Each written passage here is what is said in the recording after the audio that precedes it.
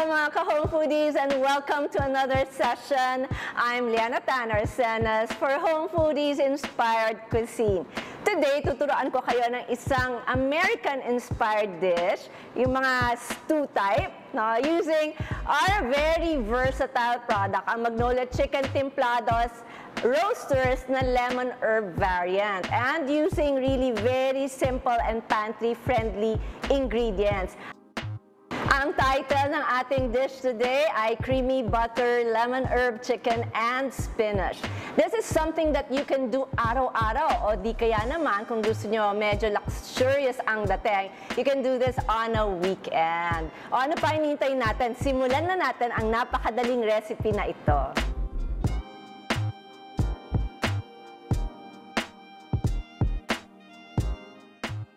And we're ready to cut the chicken.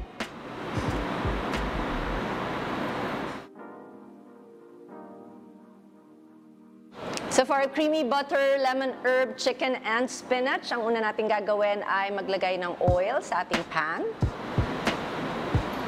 I-heat natin siya. We have here Magnolia Chicken Timplados roasters, lemon herb na kinat na natin into 6 and ready to fry.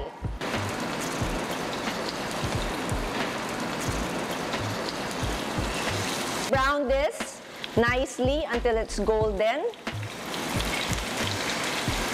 Now, I have a tip habang nagpiprito, no? When you're thawing the chicken, make sure you thaw from the freezer to the coldest part of the chiller or yung refrigerator dun sa babang part.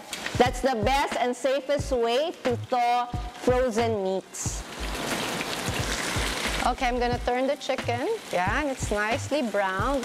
You know, ito Magnolia Chicken Timplados Roasters Lemon Herb ay napaka-versatile. Aside from, you know, being great on its own na roasted, you can use it in saucy dishes like this. Pwede mo rin siyang pasta or pizza ingredient o kaya sandwich filling. At saka pwede rin pang salads. So ako personally, I love using this variant, this flavor, kasi ginagawa ko yung chicken cubes. So it's really good in rice dishes, by the way. At pwede mo siyang isoup. Napakaganda ng blend ng flavor. Hindi mo na kailangan, you know, to make it from scratch. So it's really, kung merong advantage, yun talaga yun. Marinated na siya. At tagos dun sa meat niya, yung lasa. So our chicken is nicely browned. Ililipat ko na siya sa platter beside meat.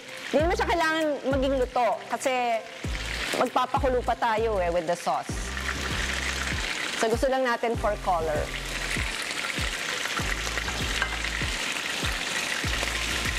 So next we put in our butter. We melt that.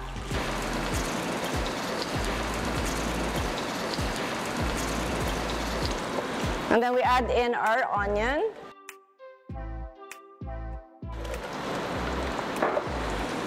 And garlic. Sa garlic, ang tip ko para hindi kayo tamarin magluto ng anything with garlic is to prepare the garlic in advance. Ilagay nyo sa garapon na may takip at lagay nyo ng olive oil or anything na polyunsaturated fat. Tapos ilagay nyo na sa ref and you know, anytime that you need garlic, dun lang kayo kukuha. Then we add in our marinade. So nagtabi tayo ng konting marinade. Dagdag lasa yan dun sa ating dish. And we'll put in our chicken stock.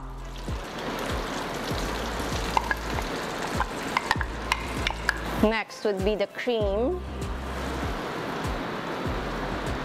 And then put in our Parmesan cheese. So actually, sobrang dali ng ingredients, sobrang pantry-friendly. And yet, you'll come out with something na parang ang dating ay special. Ang secret talaga dyan is the Magnolia Chicken Timplados Roasters kasi marinated na siya. So it comes in lemon herb and the smoked pepper variants. We put back our chicken.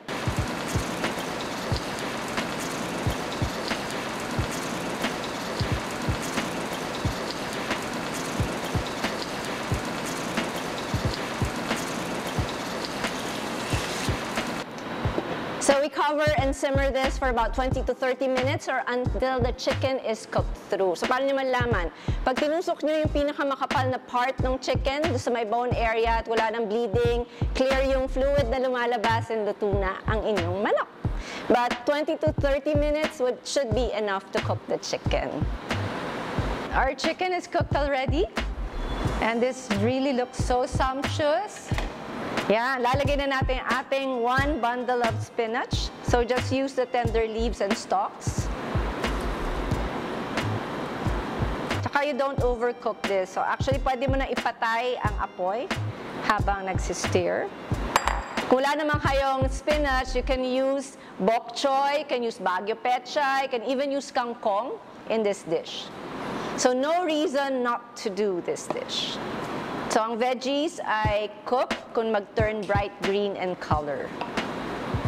So tinanggal ko na nga yung apoy kasi meron siyang yung residual heat. So maluluto na yan. Yan. Very bright na yung color niya.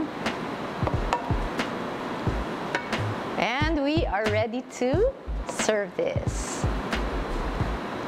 Ito na ang ating creamy butter lemon herb chicken and spinach. Sobrang bango, tsaka sobrang sarap. Siyempre dahil gamit natin ang Magnolia Chicken Timplados Roasters Lemon Herb. Yan ha, gagawin nyo yan dapat sa bahay kasi sabi ko nga, sobrang dali lang. Dahil pantry friendly and really readily available yung ingredients, tsaka ang konti lang, no? And really, this is an inspired cuisine that you should try at home and have your family taste. So I'll see you again. This is Liana Tan Arsenas for Home Foodie.